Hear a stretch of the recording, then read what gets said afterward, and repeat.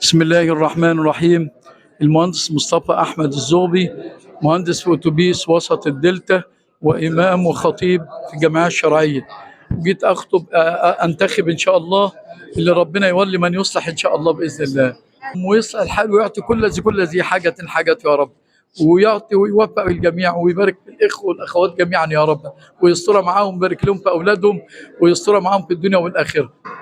انا رغم ان انا سني حضرتك مواليد 51 75 سنه دلوقتي او 74 سنه، ولديت برضه عشان البي نداء وجميع الاخوه عشان نقوم بالواجب زي ما ربنا امرنا ان شاء الله والرسول وجميع الاخوه ورئيس الجمهوريه وجميع ان شاء الله. نعم. الرسالة اللي حضرتك توجهها للشباب. ادعو الله سبحانه وتعالى ان الشباب يتجهوا الى المولى عز وجل سبحانه وتعالى، ويصلوا الفروض كده ويدعوا كده وربنا يبارك فيهم ان شاء الله.